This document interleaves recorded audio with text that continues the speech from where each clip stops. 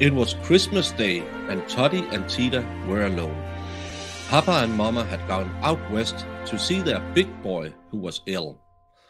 They had promised to be home before Christmas, but a big snow had blocked the railroad track, and Nurse was afraid the train would be delayed till the day after Christmas. What a dull Christmas for two little girls, all alone in the great city house with only the servants. They felt so lonely that Nurse let them play in the big drawing room instead of the nursery. So they arranged all the chairs in a row and pretended it was the snowed-up train. Tita was the conductor and Toddy was the passenger.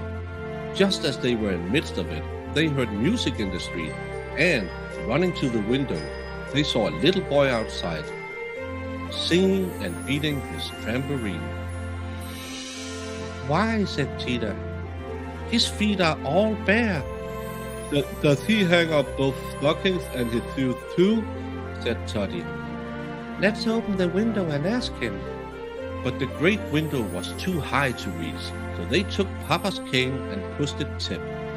The little boy smiled, but they could not hear what he said, so they told him to come in, and ran to open the big front door. He was a little frightened at first, but the carpet felt warm to his poor bare feet.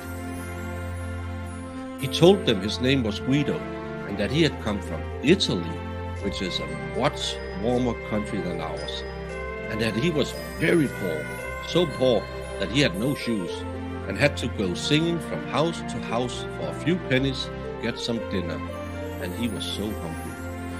"Poor little boy," said Tita. "Our mama is away, and we are having a pretty sad Christmas, but we'll try and make it nice for you." So they played games, and Guido sang to them.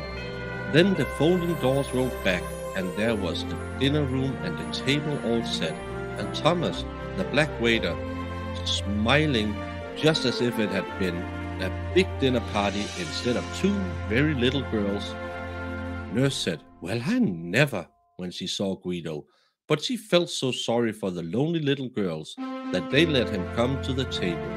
And such a dinner he ate. He had never had one like it before. "It's a fairy tale," he said. Just as the dessert came on, the door opened and in rushed Mama and Papa. The train had gotten in after all. They were so glad to see their darlings happy instead of moping that they gave them some extra kisses. You may be sure little Guido never went hungry and barefoot after that.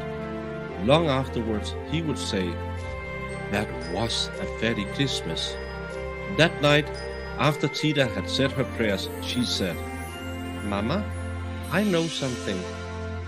Whenever you feel sad and lonely, if you will find somebody sadder and lonelier than yourself and cheer them up, it will make you all right."